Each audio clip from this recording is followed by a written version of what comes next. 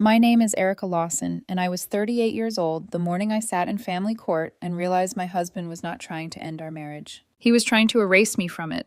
That truth did not arrive all at once. It came in pieces, in the scrape of chair legs across polished floor, in the dry voice of the court clerk calling our case, in the way my husband, Ethan Lawson, sat 3 tables away in a navy suit I had once bought for him on sale because he said he needed to look serious for business meetings that never seemed to make any money. He looked serious that morning. Not heartbroken, not ashamed, just prepared. The courthouse smelled like stale coffee, old paper, and air conditioning turned too low. It was a Tuesday morning, the kind of plain weekday that should have been forgettable. Instead, it felt like my whole life had been hauled under fluorescent lights and arranged for strangers to inspect. I had been married to Ethan for 16 years. We had one daughter, Maya, who was 10 years old and sitting in the gallery with a worn, stuffed giraffe in her lap, the same one she had slept with since preschool. Seeing her there made something in me ache so hard I had to lock my jaw to keep from showing it. I still did not understand why Ethan had pushed so hard for her to be present. What kind of father wanted his child to watch her mother get carved apart in public? Apparently mine did. His lawyer was the first one to speak for long, a woman in a charcoal suit with a voice so smooth it felt rehearsed, even when she paused. She laid out Ethan's temporary requests, like she was reading items off a luxury registry. Primary custody, exclusive use of the marital home, temporary support, attorney's fees, restrictions on my time with Maya that were wrapped in polite language and built entirely on the idea that I was too absent, too emotionally unavailable, too married to my work to be trusted with my own child. It was not a request for fairness. It was a blueprint for removal. What got under my skin even more than the words was Ethan himself. He was not playing the part of a devastated husband. He was glancing at his phone beneath a folder, whispering to his lawyer while my schedule was discussed like evidence of moral failure, passing little yellow sticky notes back and forth. Every time his lawyer landed a point about my hours at the manufacturing plant, Ethan's shoulders loosened. Once, when she described me as a mother who struggled to prioritize consistent emotional presence, I saw the corner of his mouth lift. Not sadness, not regret, relief. That was what chilled me. Because relieved people do not act like victims. Relieved people act like a plan is working. I sat there in a dark blouse and slacks that suddenly felt too plain, too tired, while the judge listened with the flat expression of a woman who had seen every version of marriage decay. I tried to keep my breathing steady. I was 38 years old, an operations supervisor at a manufacturing plant, the kind of job that meant I solved problems no one else wanted and worked hours that did not always care what day it was. I thought I had a solid life. Not glamorous, not flashy, but solid. House in a decent neighborhood. Regular paycheck. Kid who still hugged me before school. A husband I thought had gotten distant, yes, but not dangerous. I was wrong. During the first recess, I caught him near the vending machines at the end of the hallway. The machines buzzed under harsh light, and somewhere farther down the corridor, somebody was crying softly into a phone. Ethan had one hand in his pocket, the other holding a cup of coffee he was not drinking. I stepped in front of him before he could walk away. "What is this really about, Ethan?" My voice stayed calm. I made sure of that. He looked at me with that maddeningly composed expression I had once mistaken for maturity. "What do you mean?" "Last month, we were planning Maya's birthday weekend. Today, you're asking the court to treat me like I'm unfit. So tell me the truth. What changed?" Something flickered in his face, fast and sharp, then disappeared. "Some things can't be explained right now," he said quietly. "You'll understand when this is over." "When what is over?" But before he answered, his lawyer appeared from the women's restroom, heels clicking hard against tile. "Ethan," she said, not even pretending to hide the interruption, "the judge is ready." She touched his elbow and pulled him away like I was an inconvenience standing between them and a reservation. I watched them walk down the corridor together, and for the first time that morning I felt it clearly. There was something bigger underneath this. Back in the courtroom, I looked toward Maya. She was sitting unnaturally still, her giraffe pinned to her chest, watching her father with a seriousness that did not belong on a 10-year-old face. When Ethan turned and noticed her looking, she dropped her eyes so fast it made my stomach tighten. I had seen that look before. Months earlier, one evening, while I was helping her with homework at the kitchen table, she had stopped coloring midway through a math worksheet and asked, "Mom, how do you know if somebody's lying to you?" I had smiled faintly then, thinking it was playground drama. Usually because what they say and what they do don't match. She had gone quiet after that. Then she asked, very softly, "What if it's someone you're supposed to trust?" At the time, I told her we could always talk about anything. She shrugged and said it was nothing. Sitting in that courtroom now, I realized it had not been nothing. It had never been nothing. Ethan's lawyer kept going, building her picture. I was too focused on work, too tired at home, too distracted, too rigid. She spoke as if long hours spent keeping a roof over our heads had been vanity, as if the overtime that paid for Maya's dance classes and school field trips and the endless temporary expenses Ethan's business seemed to generate had been some selfish little hobby of mine. They were not asking for custody. They were asking for control. And Maya knew something. I could feel it the way you feel a storm before the first drop lands. At one point, I glanced over and saw her reach into her backpack. She pulled out a tablet in a pink and black case, the one Ethan had bought her 6 months earlier, supposedly for educational games. She held it carefully in both hands and stared at the screen without turning it on. Then she looked at me, not like a child looking at her mother, like somebody trying to decide whether now was the moment to set fire to a lie. When the judge called Ethan to testify, he stood, adjusted his tie, and walked to the witness chair with a composure that made me feel sick.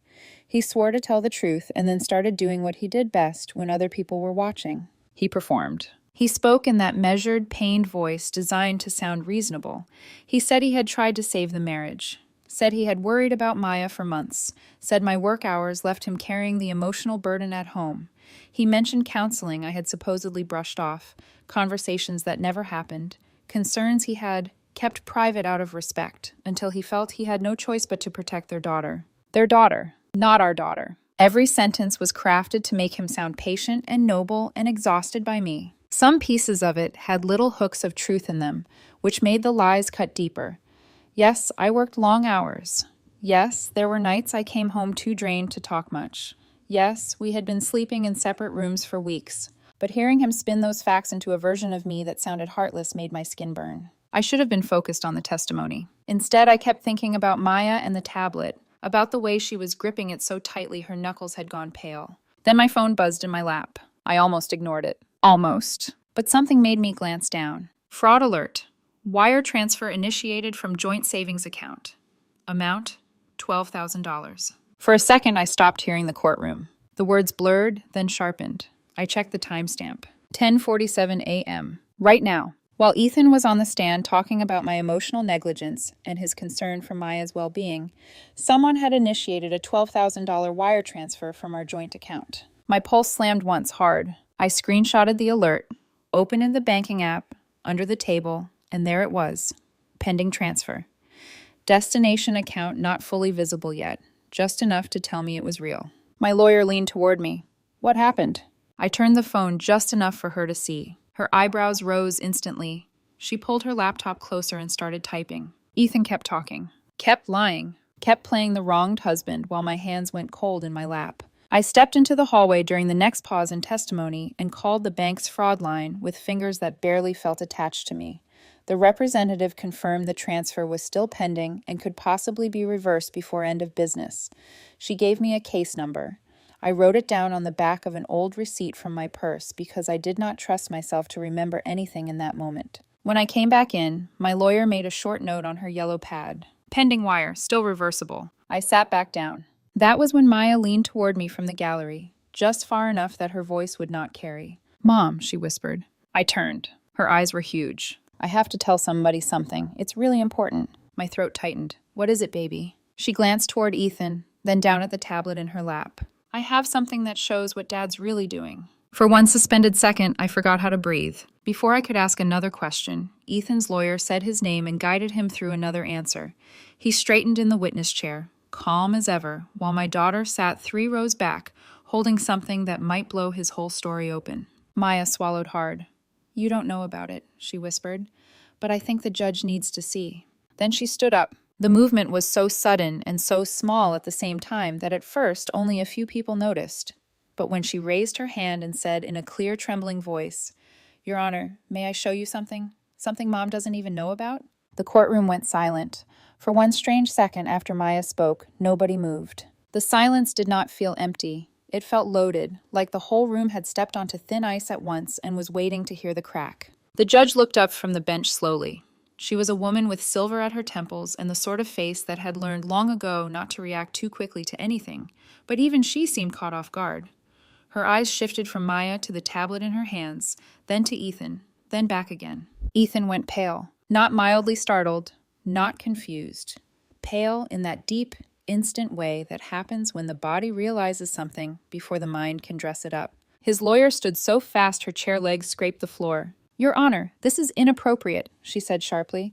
"The child has not been called as a witness, and we have no idea what she's referring to." "Sit down, counselor." The judge did not raise her voice, but the authority in it landed like a door slamming shut. The lawyer froze, then slowly sat. The judge looked at Maya again, her expression changing from surprise to caution. "Sweetheart, what exactly do you want to show me?" Maya clutched the tablet tighter. Her stuffed giraffe was half tucked under one arm now, awkward and beloved and heartbreakingly small against the seriousness of the moment. "It's on here," she said. "Things I saved, because Dad wasn't telling the truth, and I didn't know how to make anybody listen." Every muscle in my back locked. I turned fully toward her. "Maya!" She glanced at me then, and the look in her eyes nearly undid me. Not fear of being in trouble. Fear of being too late. The judge took off her glasses, set them down, and leaned forward. "Before we go any further, I need to do this the right way. I'm not going to have a 10-year-old questioned in open court without safeguards." She looked toward the bailiff. "Please bring the minor forward." Maya walked down the aisle with careful, trembling steps, tablet in one hand, giraffe under the other arm. The whole courtroom watched her. I could feel it, the curiosity, the discomfort, the shift in energy. 10 minutes earlier, I had been the woman being quietly dismantled in front of strangers. Now, every eye in the room was on my daughter. When she reached the front, the judge softened her tone. "What's your name?" "Maya Lawson." "And how old are you, Maya?" 10. "Did anyone tell you to bring that tablet here today?" Maya shook her head. "No, ma'am." "Did your mother ask you to record anything?" "No." "Did any adult tell you to make videos or save evidence?" "No, ma'am, I did it because—" Her voice wobbled, then steadied.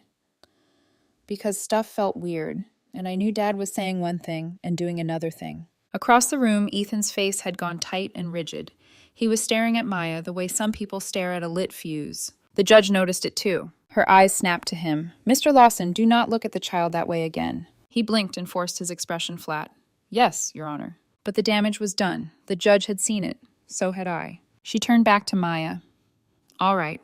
I'm going to review this privately in chambers with both attorneys, a court-appointed child advocate, and the court reporter.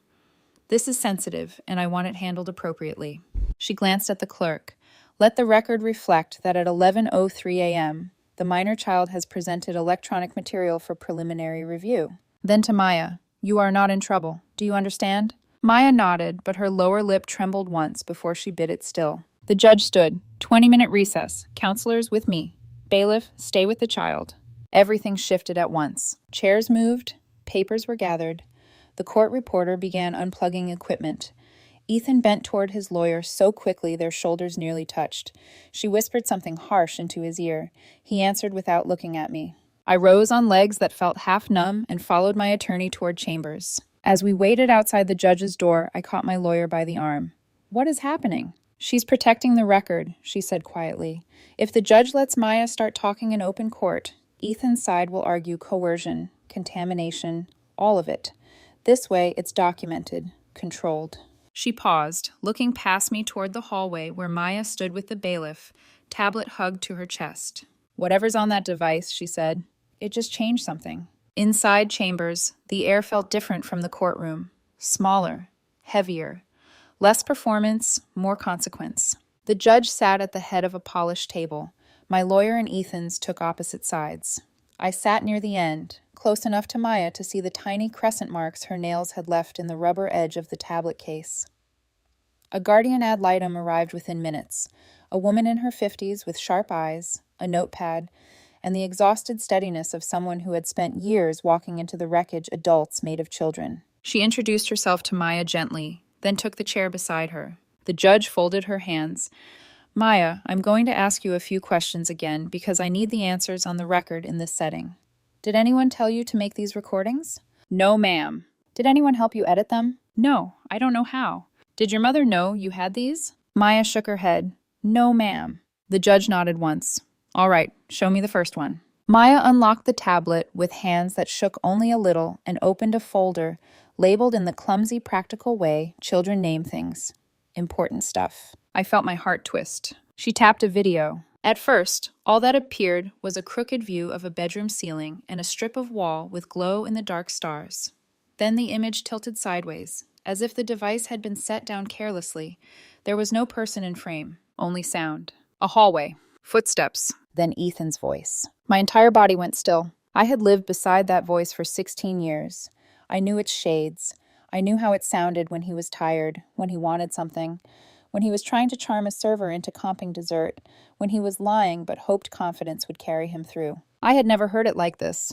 Cold. Not angry, not emotional, just cold. Of course I don't love her anymore, Vanessa. I haven't in years. The words hit so hard I thought for a moment I had imagined them. No one in the room moved. The recording continued. She's useful, that's all. Reliable paycheck. Good credit. Someone to keep things afloat while I fix the inventory problem and get clear of the debt. My mouth went dry. Vanessa. Not just some random woman. A specific one. Real enough to be named. Ethan's voice went on, low and ugly in its casualness. Erica still thinks the business dip is temporary. She signs whatever needs signing if I frame it the right way. Half the time she's too exhausted to ask questions. Across the table, Ethan made a sound like he might speak, but the judge lifted one hand without even looking at him. He went silent. On the tablet, a woman laughed softly. Then came a female voice I did not recognize, warm and intimate, and entirely too comfortable in the middle of my life. So what's the plan? The plan, Ethan said, is simple. Once the divorce starts, I push for the house, custody leverage, support. Paint Erica as absent, overworked, emotionally checked out. She'll be too busy defending herself to see where the money went. I stopped hearing the room for a second. My lawyer had gone completely still beside me. The guardian ad litem was writing fast now. Ethan kept talking on the recording, every word flattening something inside me. After that, I'm done pretending. Let the business collapse if it has to. I'm not sinking with it. Once I get clear, we stop hiding. Vanessa again, softer this time. And the kid? A pause. Then Ethan sighed like the question inconvenienced him. Maya will adjust. I think that was the moment something final broke in me. Not because he had lied, not because he had cheated, not even because he had used me. Because he said our daughter's future the way people talk about rearranging furniture. The judge reached forward and paused the video. The room stayed silent. She looked at Ethan directly. Do you recognize that voice? His jaw flexed. It's taken out of context. That was not my question. He swallowed. Yes. Is the female voice your romantic partner? His lawyer stood halfway. Your Honor. Sit down. The lawyer sat. Ethan stared at the table. Yes. The judge made a note. Full name? He hesitated one beat too long. Vanessa Cole. Maya looked down at the tablet as if she wished she were anywhere else. The judge's tone remained measured, but it had gone colder. Maya, is there more? Yes, ma'am. She tapped another file. This one was video from farther away. The angle was odd, partially blocked by the edge of a sofa cushion. It took me 2 seconds to understand what I was seeing. Our kitchen. My kitchen. Afternoon light through the window over the sink. And Ethan, standing near the island with a woman I had never seen before outside of my imagination.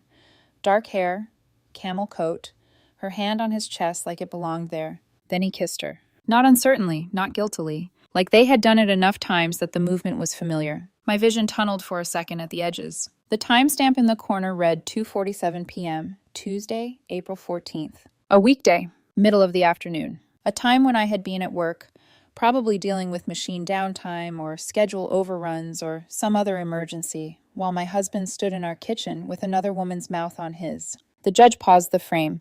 Please note the visible timestamp. The court reporter nodded. The judge looked at Maya. Do you know who this woman is? Maya shook her head. No, ma'am, but her car was at the house a lot. That snapped my attention sideways. What? Maya looked at me, then back at the judge. The black SUV. Sometimes it would come when Mom was at work, and the doorbell camera would go off for a while. I thought it was weird. The judge turned to me. You have a doorbell camera system? Yes, Your Honor. Ring. I thought the offline issues were Wi-Fi problems. My lawyer was already jotting something down. Subpoena logs, probably. Metadata. Access records. The judge nodded. Continue. Maya opened a photo folder. Screenshots. Texts. Bank screens. Messages between Ethan and Vanessa. The judge took the tablet and scrolled herself this time, reading line after line in silence. I watched her expression change in increments. First focused, then harder, then openly grim. She turned the screen slightly so the lawyers could see. I caught fragments. Need another transfer before Friday. She won't notice if it comes from savings. Once temporary orders hit, she'll be too buried in legal fees to fight anything. Did you shut off the camera? Yeah, same as before. I felt sick. Not dizzy, not dramatic, sick in a deep, humiliating way, like my own life had been taking place behind my back for months and my daughter had understood the shape of it before I did. The judge set the tablet down very carefully. Then she looked at my lawyer. Counsel, a moment ago you indicated there was an issue involving marital funds during these proceedings. My lawyer stood. Yes, Your Honor. During Mr. Lawson's testimony, my client received a fraud alert showing a wire transfer of $12,000 initiated from the parties' joint savings account at 10:47 a.m. today. The transfer remains pending. We have a screenshot, online account access, and a case number from the bank's fraud department. The judge held out her hand. My lawyer passed her the laptop. I gave over my phone. The judge studied both in silence long enough to make the room sweat. Then she looked at Ethan. Did you initiate a wire transfer from the joint account while seated in my courtroom today? His lawyer tried again. Your Honor, I would advise my client. Your client may answer. Ethan's face had lost all color now. I move funds for protection. For whose protection? He said nothing. The judge's expression turned arctic. Let me make sure I understand. While testifying that your wife is financially irresponsible and emotionally unfit, you initiated a $12,000 transfer from the marital account without notice, while these proceedings were underway, and while preliminary evidence now suggests a coordinated strategy involving deception, adultery, and concealment of assets. No one answered. The judge shut the laptop with slow, deliberate precision. Effective immediately, all joint accounts are frozen pending further order of this court. Counsel for Mrs. Lawson will notify the bank that any pending transfer is to be reversed. Mr. Lawson is prohibited from moving, transferring, concealing, or dissipating any marital assets. Then she turned to the bailiff. Before Mr. Lawson leaves this building, I want every debit and credit card connected to joint accounts surrendered to the clerk. Ethan stared at her. You can't. I just did. The judge's gaze shifted to Maya, and for the first time all morning, something like compassion entered her face. Young lady, what you did today took courage, but I need you to hear me very clearly. You are not responsible for fixing adult problems. Do you understand? Tears welled in Maya's eyes instantly. She nodded anyway. I just wanted to help Mom, she whispered. That nearly broke me. The guardian ad litem placed a hand gently on Maya's shoulder and guided her toward the waiting area outside chambers. The moment the door closed behind them, the judge's softness vanished. She looked directly at Ethan's lawyer. Your client has presented a narrative to this court that is now contradicted by his own recorded statements, apparent extramarital conduct, suspicious financial activity, and attempted dissipation of marital funds during proceedings. Then to my lawyer, I assume you will be filing emergency counterclaims. Yes, Your Honor. Emergency custody, financial fraud, identity and asset review, forensic accounting, and amended response to temporary requests. File by tomorrow morning. She made another note. I am denying Mr. Lawson's request for temporary exclusive use of the marital home, denying his request for temporary support, and reserving all custody determinations pending expedited evidentiary hearing. My breath caught for a second. The judge continued. Pending that hearing, temporary primary physical custody will remain with Mrs. Lawson, and Mr. Lawson's contact with the minor child will be supervised only. Ethan stood up so abruptly, his chair hit the wall. This is insane. The judge did not even blink. Sit down, Mr. Lawson, before I hold you in contempt. He sat, barely. His whole face had changed now. The careful courtroom husband was gone. In his place was a man stripped of timing, stripped of polish, stripped of control. He looked not wounded, exposed. The judge fixed him with a long, level stare. Your daughter felt the need to document your behavior because she did not trust you. That fact alone concerns this court deeply. No one spoke. I could hear my own pulse in my ears. The judge gathered the papers in front of her. We reconvene next Tuesday at 9 a.m. with full financial disclosures, all relevant business records, and preservation of electronic evidence. Failure to comply will have consequences. Then she looked at both lawyers. We are done for today. As we stood to leave, Ethan turned toward the door where Maya had gone. Something ugly moved through his face, and in a voice low enough that he probably thought only I could hear, he muttered, "She just ruined everything." I looked at him then, not the man I married, not the father I had defended in my own mind during lonely nights when I thought maybe distance was just stress. Just a man who had used our daughter as background scenery right up until she became evidence. When I stepped into the hallway, Maya was waiting beside the guardian ad litem, still holding the giraffe, tears drying on her cheeks. The moment she saw me, she searched my face with terrified urgency. "Mom!" I knelt in front of her. My hands shook when I touched her arms. "You did the right thing," I said. She started crying again. I didn't want him to be mad. My throat tightened so badly the next words came out rough. "Listen to me. None of this is your fault. Not one piece of it." Behind us, the chamber's door opened. My lawyer came out with her legal pad full of notes and a look I had never seen on her before, half grim satisfaction, half alarm at how much worse this was about to become. She stopped beside me and said quietly, "Erica, this is bigger than divorce now." I looked down the hallway toward the closed courtroom doors, toward the life I had walked into that morning thinking was merely falling apart. She was right. It was not falling apart. It was about to be ripped open. The strangest thing about the drive home that afternoon was how normal everything outside the car looked. Traffic lights still changed on time. People still waited at crosswalks. A man in a neon vest waved cars through construction like nothing in the world had shifted. Inside my car, everything had. Maya sat in the passenger seat, her giraffe tucked under her chin, the tablet resting on her lap like it had suddenly gained weight. She hadn't said much since we left the courthouse. Every few minutes she would glance at me, like she was checking if I was still there. I kept both hands on the wheel, steady, controlled, because if I let myself feel everything at once, what I had heard, what I had seen, what Ethan had done, I wasn't sure I would be able to keep the car on the road. "Mom?" she said quietly as we stopped at a red light. "Yeah, baby. Are we in trouble?" The question hit harder than anything that had happened in that courtroom. I turned my head just enough to look at her. "No, we're not in trouble." "But Dad said—" "Hey." My voice softened, but I made sure it didn't shake. "Listen to me. You told the truth. You didn't do anything wrong." She swallowed. He looked really mad. "I know." A beat. I was scared he was going to hate me. I tightened my grip on the steering wheel just slightly.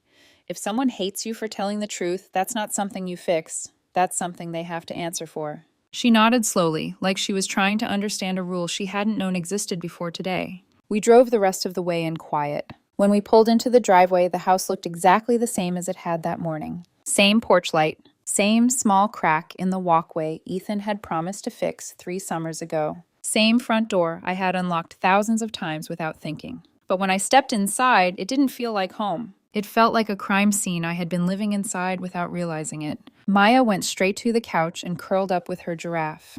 I watched her for a second, then forced myself to move. There were things I needed to do. Not later. Now. I pulled out my phone and opened every account I had. Banking first. The pending wire transfer was still there, but flagged, frozen, under review. My lawyer had already sent notice to the bank. I forwarded the fraud case number again, just to make sure it was attached everywhere it needed to be. Then I changed every password. Email, banking, credit cards, streaming services, anything Ethan might have had access to. Each new password felt less like a precaution and more like a boundary I should have drawn months ago. After that, I opened a drawer in the kitchen and pulled out a composition notebook, the kind with a sewn spine so pages couldn't be removed without it being obvious. I sat down at the table. Page 1. Date, time, event. I wrote everything down. The hearing, the recordings, the wire transfer, exact times, exact words I could remember. No emotion, just facts. When I finished, I flipped to page 2 and started again. Because if there was one thing that had become painfully clear, it was this. Ethan had been building a version of reality for months, and now I was going to document the real one. The next morning, I met my lawyer in her office. She had 3 folders open on her desk, a legal pad filled with notes, and a look that told me she had not slept much. "Walk me through every transfer you've made to Ethan's business," she said, without preamble. I opened my banking app. $2,000 to $3,000 a month. Sometimes more when he said inventory was tight or a vendor needed early payment. For how long? About 2 years. She did the math quickly. That's roughly $70,000 to $75,000. I nodded. Saying it out loud made my stomach turn. "I trusted him to manage it," I said. "He has the business degree. He always said he knew what he was doing." She gave me a look, not judgmental, but clear. That trust is going to matter, but right now, we focus on the paper trail. She tapped one of the folders. I've already contacted a forensic accountant. If there's fraud, and based on what we saw yesterday, I'm confident there is, we're going to find it. What about her? I asked. The name still felt strange in my mouth. Vanessa. Working on that too, she said. We'll identify her fully, her business connections, any overlap with Ethan's company. She paused, then leaned forward slightly. Erica, I need you to understand something. What happened yesterday wasn't just damaging to Ethan's credibility, it shifted the entire posture of this case. How? He came in asking the court to see you as unstable and financially irresponsible. Within 2 hours, we have recorded evidence of deception, an affair, and a live attempt to move marital funds during proceedings. She held my gaze. Judges don't forget things like that. I exhaled slowly. For the first time since the hearing, something that felt like, not relief, but direction, settled in my chest. But Ethan wasn't done. Not even close. 2 days later, I got a call from Maya's school. Mrs. Lawson, the principal said carefully, we had an incident this morning involving Mr. Lawson. My spine straightened. What kind of incident? He came to the front office requesting to be added back as an emergency contact and asking for immediate pickup authorization. My hand tightened around the phone. He's not allowed. We explained that, she said quickly, but he became agitated. He said you were manipulating the system and keeping his daughter from him. We had to ask him to leave. Did he try to see Maya? He asked. We did not allow it. I closed my eyes for a second. Thank you. We'll need a copy of the custody order for our records. I'll email it right now. After I hung up, I forwarded the court order to the school, highlighted the relevant sections, and added a note. Do not release Maya to Ethan Lawson under any circumstances. Then I wrote it down. Page 3. Date, time. School incident. Because patterns mattered, and Ethan was starting to show one. That same afternoon, the pattern escalated. I was at work, standing on the manufacturing floor reviewing a delayed shipment, when a man in a dark jacket walked in holding a manila envelope. He asked for me by name. 20 people heard him. 20 people watched as he handed me the papers. I knew what it was before I even opened it. Still, my hands felt colder than they had any right to. Emergency restraining order request. Filed by Ethan Lawson. Allegations. Threats. Emotional instability. Interference with his parental rights. Every word was a lie, but standing there, under fluorescent lights, with my crew watching me read legal papers like I had something to hide, I looked like the problem. My foreman stepped closer once the process server left. You need to go handle this? Yeah, I said, folding the papers carefully. Yeah, I do. I drove straight back to my lawyer's office. She read the filing in silence, then let out a short breath through her nose. This is retaliation, she said, plain and simple. He's trying to flip the narrative. Exactly. If he can make you look unstable or dangerous, he muddies everything that came out in court.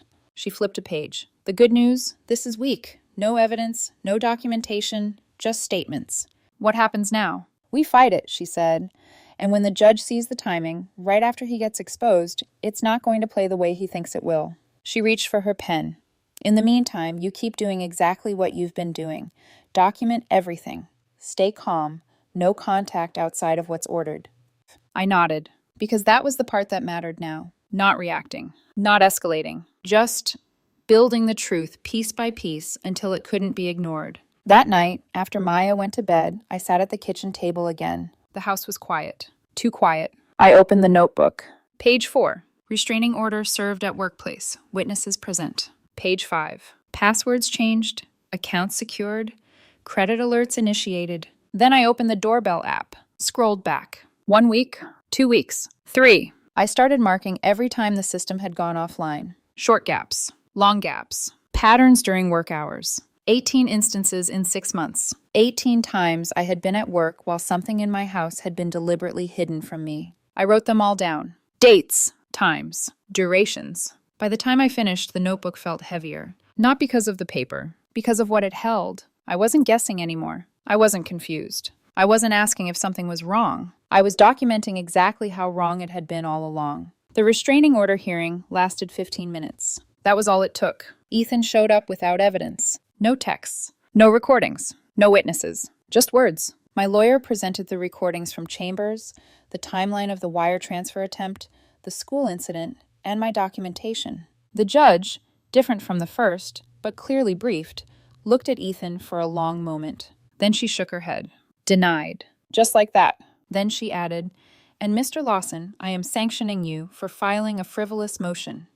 You will pay your wife's attorney fees for this hearing." Ethan's jaw tightened, but he said nothing. Because for the first time since this started, he wasn't in control of how the story sounded anymore. When we walked out of that courtroom, my lawyer glanced at me. "He's getting desperate," she said.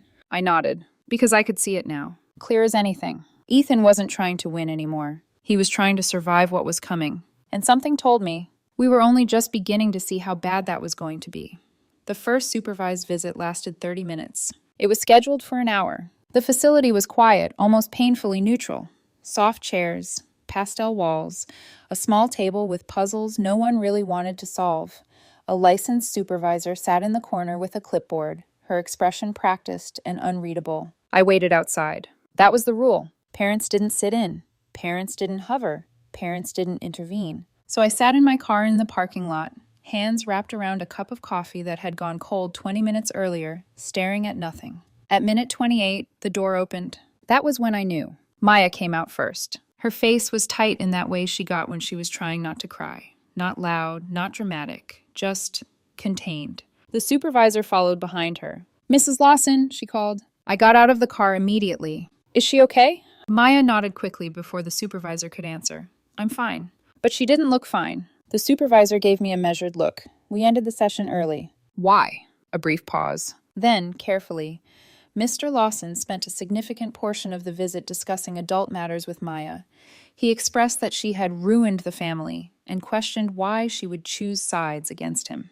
My chest went tight. I looked down at my daughter. She stared at the pavement. "He said I didn't have to tell you everything," she whispered. Something inside me went very still. The supervisor continued. "Based on what I observed, I will be filing a report recommending reduced contact until Mr. Lawson can demonstrate appropriate boundaries." I nodded once. "Thank you." She gave Maya a small, gentle smile, then walked back inside. The moment the door closed, Maya stepped closer to me. "I didn't say anything else," she said quickly. "I didn't show him anything. I just sat there." I crouched down in front of her. "You don't have to defend yourself to me," I said softly. Her eyes filled anyway. He kept asking why I did it. I reached out and brushed a piece of hair away from her face. "Because you told the truth." She nodded, but it didn't seem to settle anything. We went home in silence that day. Not the heavy, confusing silence from before. A different kind. The kind that comes after something has been confirmed. The guardian ad litem's report came 3 days later. My lawyer called me as soon as she received it. "It's strong," she said. "How strong?" A pause. "Strong enough that Ethan is not going to like what happens next." When I got a copy, I sat at the kitchen table and read every line. Maya presents as a well-adjusted child who has been inappropriately exposed to adult conflict. Evidence of emotional pressure from the father. Child demonstrates fear of father's reactions. Healthy, secure attachment observed with mother. Recommendation: primary custody to mother. Supervised visitation only, contingent on completion of parenting classes and individual therapy. I read that last line twice, not because I didn't understand it, because I needed to feel what it meant. Maya was safe, legally, not just temporarily, structurally. For the first time since this started, something in me unclenched. Ethan did not take it well. At the next supervised visit 2 weeks later, he tried something new, more controlled, more strategic, more dangerous. 5 minutes into the session, he slipped Maya a phone. A cheap one. Burner. "Keep this hidden," he told her quietly. "We can talk without your mom controlling everything." He said it like he was offering her freedom, like secrecy was a gift. The supervisor saw it within minutes. Session terminated immediately. Phone confiscated. Report filed. My lawyer didn't wait. She filed an emergency motion that same afternoon. The hearing happened the next morning. Ethan stood in court again, jaw tight, posture rigid, trying to hold on to whatever version of himself he thought still worked. It didn't. "Mr. Lawson," the judge said flatly, "you attempted to circumvent court-ordered supervision by providing the minor child with a concealed communication device." "It's my daughter," he snapped. "I have a right to talk to her." "You have a right," the judge corrected, "to follow the orders of this court." His composure cracked then. Not all at once. Just enough. "This is unconstitutional," he said, voice rising. "You're turning her against me. She was fine before all of this, before she got manipulated into—" Enough. The word cut through the room like glass. Ethan took a step forward anyway, and that was his mistake. 2 deputies moved instantly. Firm, not aggressive, but final. He jerked back. "Don't touch me." Wrong move. They tightened their grip. Mr. Lawson, one of them said evenly, you need to calm down. I am calm. He wasn't. Everyone in the room could see it. The judge didn't even raise her voice this time. Mr. Lawson, if you do not regain control of yourself immediately, I will hold you in contempt. For a second, I thought he might stop, that he might pull it together. But desperation has a way of pushing people past the point of self-preservation. He tried to pull his arm free, not violently, but enough. Enough that one of the deputies had to step in closer. Enough that the room shifted again. From legal tension to something else. Contempt, the judge said. Just like that. The deputies moved. Ethan froze for half a second like he hadn't expected it to go this far. Then they turned him toward the side door. Wait, this is ridiculous. The door closed behind him. And just like that, the performance ended. He spent 2 days in county holding. Long enough for everything to start unraveling faster. Because while he was trying to fight control in the courtroom, everything else was catching up to him. The forensic accountant finished his initial report that same week. My lawyer called me in to review it in person. She didn't send it by email. Didn't summarize it over the phone. That alone told me how bad it was. When I sat down across from her, she slid a stack of papers toward me. Take your time, she said. I didn't. I read fast, because I needed to see it, needed to understand. 2 sets of books, one labeled clean, one labeled real. Reported revenue, $180,000 annually. Actual revenue, $60,000. The difference? Inflated vendor invoices. The same pattern, over and over. Order inventory for $2,000. Invoice generated for $6,000. Paid using my transfers. The excess split between Ethan and Vanessa. I sat back slowly. How long? 2 years, my lawyer said. I did the math in my head, then stopped. Because I didn't need to. I already knew. This wasn't just failing business management, I said quietly. No, she agreed. This was a coordinated scheme. She flipped to another page. Business account is a negative $8,000. Leases behind. Vendor debt piling up. Another page. 3 credit cards opened in your name. My head snapped up. What? Maxed out, she said. Total around $35,000.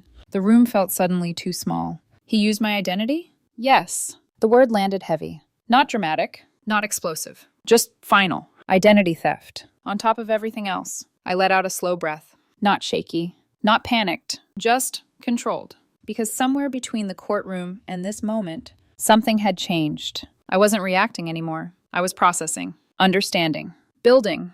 What happens now? I asked. My lawyer didn't hesitate. We file everything. Civil, criminal, financial, custody. All of it. She leaned forward slightly. Erica, this is no longer just about divorce. I nodded. I know. Because I did. I could see the shape of it now. Clear. Sharp. Unavoidable. Ethan hadn't just broken our marriage. He had built something on top of it. Something fraudulent. Something deliberate. Something that was now collapsing. Piece by piece. And this time, there was nothing left to hold it up. Winning, it turned out, did not feel like winning. It felt like quiet. The kind of quiet that comes after something loud and violent finally stops. 6 months after that first day in court, everything was settled. On paper, the divorce was finalized. I had primary custody of Maya. The house stayed with me. Ethan lost every request he had walked in with. No alimony, no control, no leverage left to twist.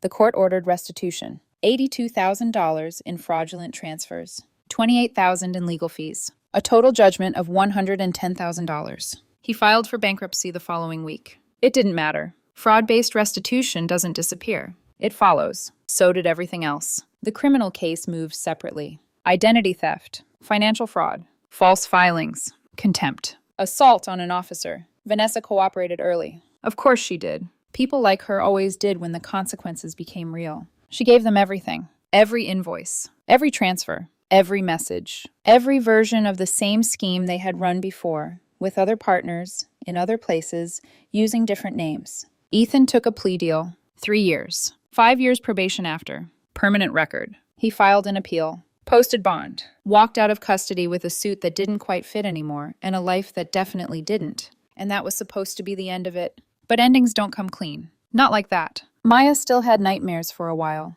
Nothing dramatic. No screaming. Just small things. She would wake up and sit in the doorway of my bedroom, quiet, like she wasn't sure if she was allowed to interrupt sleep with fear. I changed things. New locks, security system, cameras that didn't go offline. Therapy. For both of us. I adjusted my schedule. 2 days remote. Home for breakfast. Home for dinner. Always. Maya joined soccer. At first, she barely spoke during practice. Then slowly, she started calling for the ball, then running for it, then smiling again. Her coach told me one afternoon, she's coming out of her shell. I nodded, because I could see it too, piece by piece. The way kids rebuild when you give them space that doesn't shift under their feet. 10 months later, I thought we were past the worst of it. That was my mistake. It was a Saturday in May, clear sky, warm air, the kind of day that makes everything feel temporarily normal. Maya's team had made it to the finals. She was playing defense, planted in front of the goal, with a focus I hadn't seen in her before all of this. I was sitting in the bleachers with the other parents, half watching the game, half watching her. That's when I saw him. At first, it didn't register. Just a figure walking across the parking lot. Then something about the posture clicked.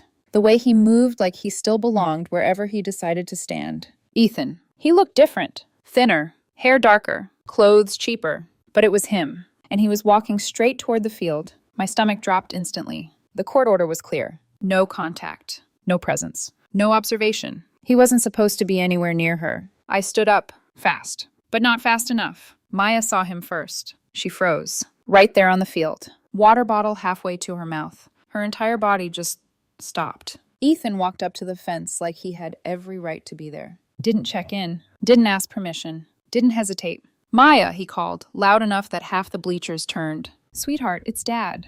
The word hit the air wrong. Not soft. Not gentle. Claiming. Maya didn't move. Didn't wave. Didn't smile. She just stared. Blank. I was already moving down the bleachers. By the time I reached the fence, Ethan had his hand on the gate latch. Ethan, I said, voice level, you need to leave. He turned toward me slowly. That same smile. The one that never reached his eyes. I'm just here to watch my daughter play, he said. That's not a crime.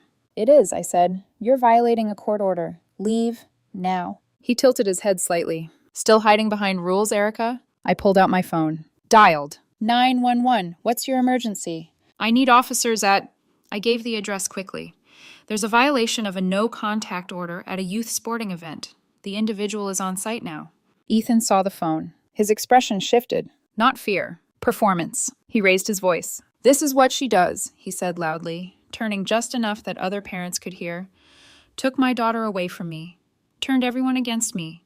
And now I can't even watch her play a soccer game. A few parents shifted uncomfortably. Confused. Unsure. That was his game. Always had been. Control the story before anyone else could. But this time, the story had evidence. One of the other moms stepped forward.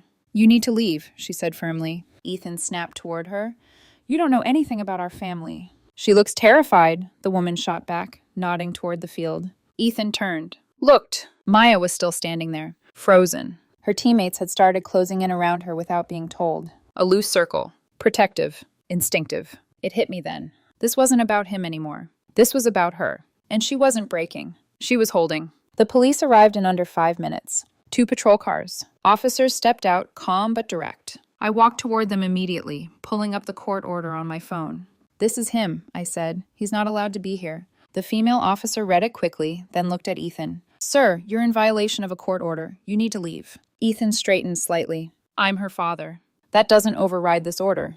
I'm not doing anything wrong. I'm just standing here. You are present at a location explicitly prohibited. That is a violation. A pause. Leave voluntarily, she said, or you will be arrested. For a second, it looked like he might listen, that he might finally understand.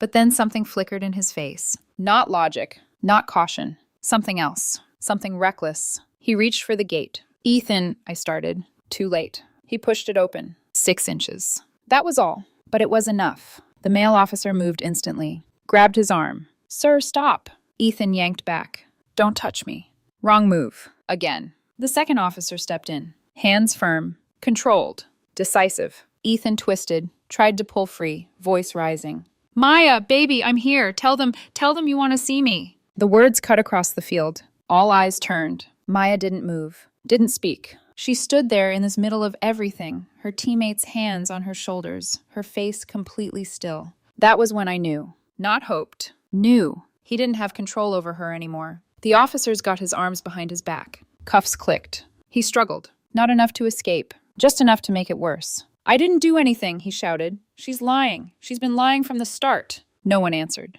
Because there was nothing left to argue. They walked him to the patrol car. He kept talking. Kept shouting. Kept trying to rewrite something that had already been recorded.